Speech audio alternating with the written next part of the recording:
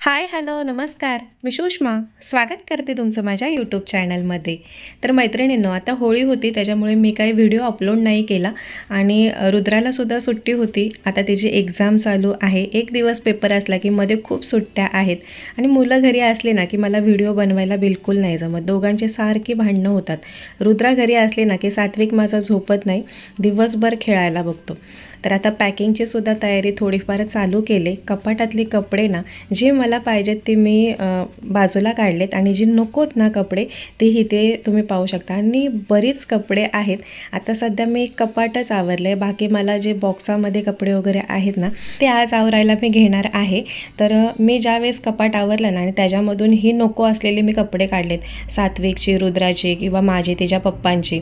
तर सध्या इतके कपडे निघालेत आणि मला नव्हतं माहिती की इथे ना गरीब लोकांना कपडे आपण देऊ शकतो. आता दुसऱ्या क्वार्टरमध्ये ना जिथे भरपूर क्वार्टर आहे ते त्याच्या पेट्या ठेवलेत, जे तुम्हाला नको असणारे कपडे त्या पेटीमध्ये आणून टाकायचे.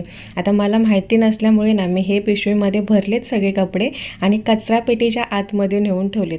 आणि मला नंतर माझ्या मैत्रिणीचा फोन आला की जे नको असणारे कपडे वगैरे असतील ना तर ते एका पिशवीमध्ये भर आणि इकडे घेऊन ये, इथे आपण टाकून देऊ. तर अजून बरेच कपडे माझे निघतील, तर ते आज मी साफ करणार आहे. आता हे ना मध्ये मी 5-6 दिवस व्हिडिओ अपलोड नाही केले, त्याच्यामुळे थोडं थोडं असं कधीतरी शूट केलेलं ते मी तुम्हाला दाखवते. रोजचं एका दिवसाचंच नाही आहे. आता ही कपडे मी भरली आणि डस्टबिनमध्ये नेऊन ठेवली, का तर घरामध्ये पसारा नको. आणि मला ना असे कपडे फेकायला अजिबात आवडत नाही, त्याचा वापर करावासा वाटतो. पण आता इथे काय वापर करणार आणि घेऊन किती जाणार, कारण का आम्हाला नेमकंच सामान घेऊन जायचं आहे. तिथेसुद्धा जास्त पसारा काही करायचा नाही आहे आणि ह्या कपड्यांचा काहीच वापर होणार नाही आहे तसं बघायला गेलं तर. कारण का आता सात्विकलासुद्धा त्याचे कपडे येत नाही आहेत, रुद्रानेसुद्धा तिचे कपडे वापरून वापरून भरपूर जुने केलेत.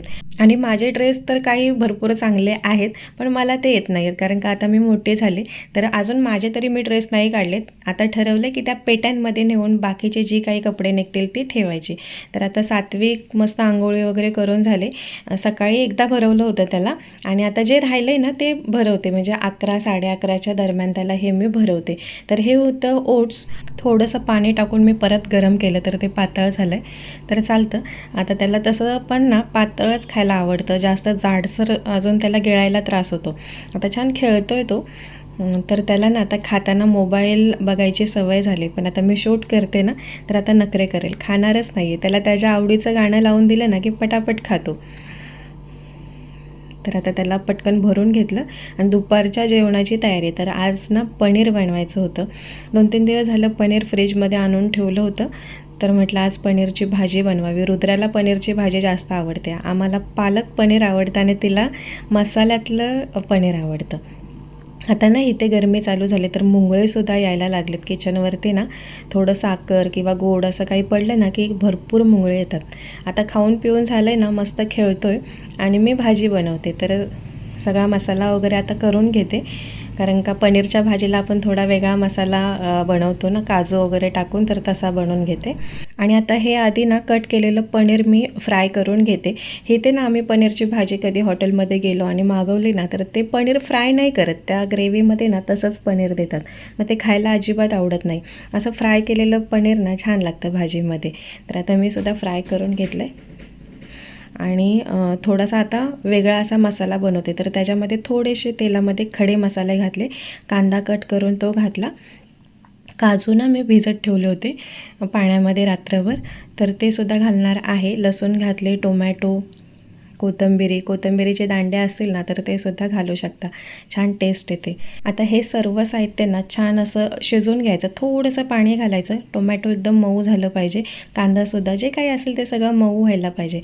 एका शेगडीवरती दूध गरम करायला ठेवलेलं, दही लावायचं होतं. आता गरमी चालू झाली ना मग दुपारच्या जेवणामध्ये दही किंवा ताक छान वाटतं खायला. एका डब्यामध्ये ना दूध काढून घेतलं, दूध भरपूर गरम आहे त्याच्यामुळे मी काही त्याच्यामध्ये दही घातलेलं नाही आहे.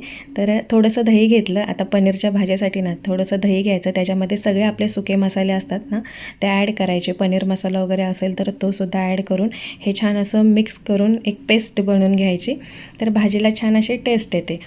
आता हे एका साईडला मी ठेवून देते आणि जो मसाला आपण भाजून घेतला आहे ना तर तो मिक्सरला फिरून घेते. थंड वगैरे झालं आहे आता थोडंसं पाणी घालून मस्त असं फाईन पेस्ट होतोपर्यंत ना बारीक करून घेते. आणि तेलामध्ये आधी मी थोडीशी लाल मिरचीची पावडर घातली, त्याच्यानंतर जे वाटण करून घेतले ते घातले. आता ते छान फ्राय करून घेते. ह्या मसाल्याला ना चांगलं तेल सुटत तोपर्यंत असं फ्राय करून घ्यायचं. अजूनच छान टेस्ट येते पनीरच्या भाजीला. आता जे दह्यामध्ये सगळे मसाले वगैरे घातले होते ते सगळं त्याच मसाल्यामध्ये मी परत ॲड केलं आहे कढईमध्ये. आता परत छान असं मिक्स करून घेते आणि त्याच्यानंतर जे फ्राय केलेलं पनीर आहे ना ते घालते. आता पनीरच्या भाजीमध्ये काही जण तेल भरपूर घालतात. आता मी जास्त तेल काही घातलं नाही आहे, कारण का मसाला फ्राय करताना तेल घातलेलं, पनीर तळताना तेल घातलेलं, परत आता फोडणीलासुद्धा तेल मग भरपूर होऊन जातं.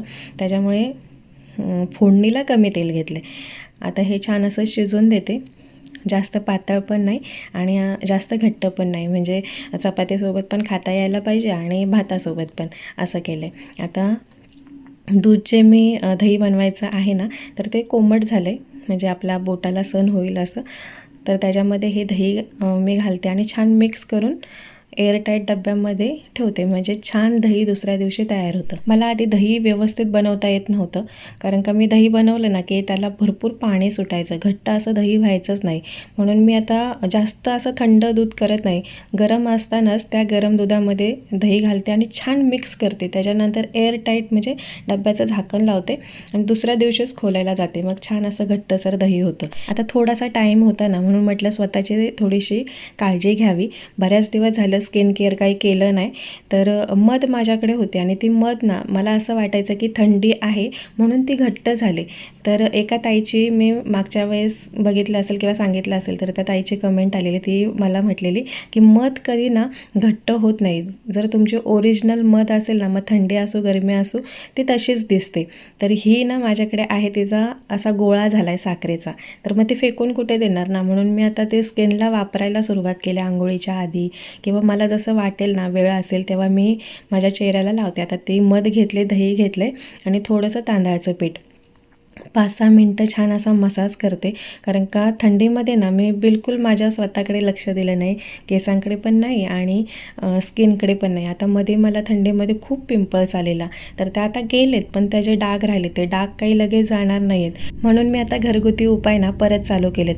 आणि ज्यावेळेस माझ्या चेहऱ्यावरती भरपूर पिंपल्स आल्या होत्या ना, मी डॉक्टरकडे सुद्धा गेलेले. त्याने सांगितलं पील करा, आणि त्यावेळेस ना मी एकदा पील करून आले, बापरे, नंतर इतका चेहरा खराब झाला, म्हणजे असं वाटायचं की स्किन आपली जळली असं झालेलं.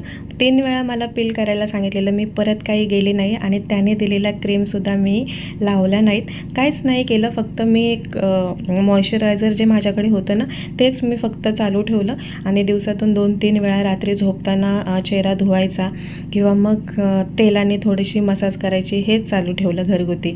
ते जे पील करतात ना त्याच्यामध्ये केमिकल वापरतात आणि ते कधी न केलेलं आणि आपण जर करायला गेलो ना की आपल्याला ते सूटसुद्धा होत नाही आणि सहनसुद्धा होत नाही. त्याच्यामुळे मी ते काही केलंच नाही. आता हे नंतर म्हणजे नंतर 2-3 दिवसाची ही क्लिप असेल. तर हे बॉक्स ना हे 2 बॉक्स आहेत. आम्ही येताना ना फक्त 2 बॉक्समध्ये सामान आणलं होतं आणि आता जाताना माझं इतकं सामान झाले ना, कसं नेऊ असं मला आता प्रश्न पडला आहे. आणखी एक बॉक्स मला घ्यावा लागेल. आता हे सगळे कपडे ना मी काढून घेते, कारण का ह्या बॉक्सच्या ज्या कड्या आहेत ना त्या सगळ्या गायब झालेत, कुठे पडून गेलेत. तर त्या कड्या लावायला ना घरी कोण येत नाही, त्याच्यामुळे आता रिक्षा करून ते दोन्ही बॉक्स त्या रिक्षामध्ये टाकून घेऊन जाऊन मार्केटला त्या कड्या लावून घेऊन यायचे. तर डबल टेबल खर्च हा होतोय.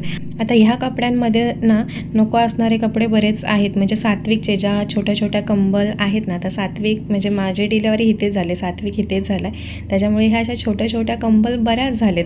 तर त्या काय करू, घेऊन जाऊ की इथेच देऊ असा प्रश्न पडला आहे. बघेल, नाहीतर 2-3 घेऊन जाईल आणि बाकी मग इथेच देऊन जाईल. आता हे कपडे ना हे सुद्धा फोल्ड करून व्यवस्थित एका साईडला ठेवते, कारण का हे जे दोन्ही बॉक्स आहेत ना ते बाहेर काढते आणि त्याच्यानंतर मग ते रिक्षामध्ये जसा टाईम भेटेल ना तसं घेऊन जावं लागेल. तसं बघायला गेलं ना तर पॅकिंगला अजून अशी सुरुवातच नाही केली. हे आता जे नको असणारे ना तेच मी काढायला सुरुवात केली. अजून तरी किचनमध्ये सुद्धा बरीच भांडी आहेत जी नको आहेत मला, ते सुद्धा काढायचे आहेत. हे सगळं मी का कमी करते सांगू का? जातानासुद्धा जास्त ना पसारा नको व्हायला आणि तिथे गेल्यानंतर तिथे माझी रूम छोटी आहे. मला तिथे नेमकंच सामान ठेवायचं आहे. जास्त नकोच, म्हणजे फक्त लागणारं गरजेपुरतं असंच ठेवायचं आहे. उगाच नको तो पसारा नकोच. इथे भरपूर पसारा झाला आहे. पण आता तिथे मी करणारसुद्धा नाही आहे जास्त कपड्यांचा पसारा म्हणा किंवा भांडीसुद्धा जास्त काही घेणार नाही आहे, नेमकेच भांडी.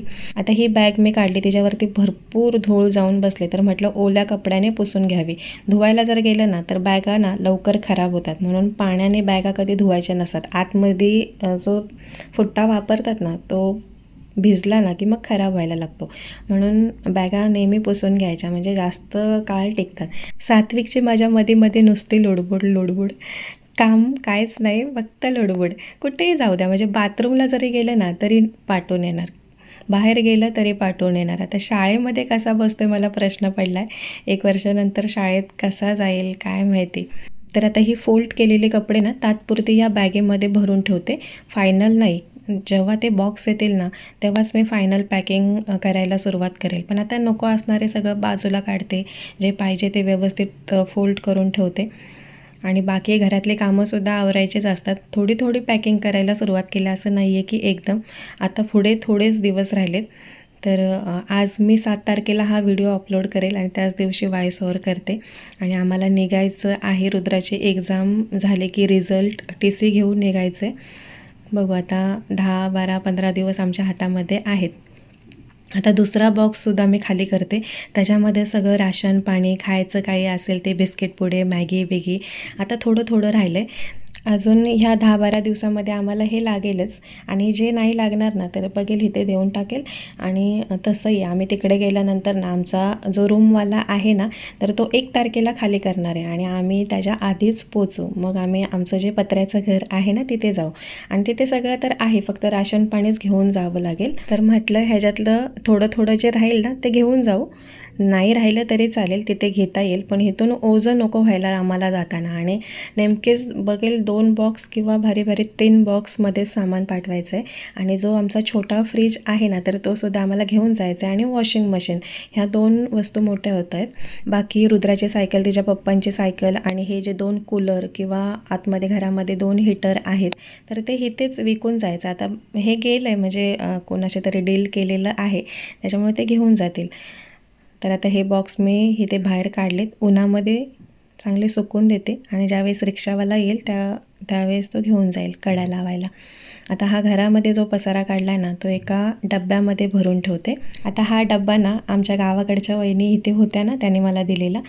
तर मी सुद्धा ना माझ्यावरती जी माझी आता मैत्रीण झाली, माझ्यावरची नाही दुसरी, तर तिला हा डब्बा देऊन जाईल, कारण का हा ना त्या बॉक्समध्ये बसणार नाही आहे घेऊन जायला तर. आणि त्याचं जे झाकण आहे ना ते सात्विकने तोडले. पण तिला पण सांगेल की जोपर्यंत तू आहेस तोपर्यंत त्याचा वापर कर, नंतर कोणाला तरी दे. प्लॅस्टिकचे डब्बे किंवा नको असणारी भांडीसुद्धा बरीच झालेत, तर ते सुद्धा कचऱ्याच्या तिथे नेऊन ठेवेल. आणि मग ते येतात ना लोक, ते घेऊन जातील. त्यांना जे पाहिजे ते लोक घेऊन जातात, नाहीतर मग ते भंगारमध्ये किंवा कचऱ्यामध्ये टाकून देतात. आता हा घरामध्ये जो कचरा वगैरे झाला आहे तर तो काढून घेते, सगळा फेकून देते. आणि जी आपली रोजची कामं असतात त्यांना लागते, म्हणजे आता मशीनला कपडे लावायचे आहेत, सात्विकला आंघोळ, दुपारचं जेवण, हे सगळं आता काम करायला लागते कचरा वगैरे काढून घेतल्यानंतर. बाकी थोडी पॅकिंगची तयारी. आता सगळंच आपण काही व्हिडिओमध्ये दाखवू शकत नाही, नेमकंच दाखवतो, पण बाकी इतर कामं खूप असतात ना, तर ते सुद्धा करायचे आहेत. आता हे बाहेरसुद्धा ना भरपूर पसारा झाला तर तो सुद्धा आवरायचा आहे. नको असलेल्या चपली विपली ते सगळं इथंच टाकून जाणार आहे मी. परत ह्या रूममध्ये जे सामान आम्हाला वापरायला दिलेलं तर ते मी सगळं बाहेर ठेवलेलं, कारण का त्याचा वापरच काही नव्हता. पण ते जाताना त्या लोकांना चार्ज द्यावा लागतो की तुम्हाला दिलेल्या वस्तू कशा आहेत किंवा त्या आहेत का. तर ह्या बाहेर ज्या चारपाई किंवा ह्या चेअर वगैरे आहेत ना, त्यानंतर आतमध्ये ठेवायच्यात. तर चला मैत्रिणींनो, आजचा व्हिडिओ मी इथेच समाप्त करते. धन्यवाद.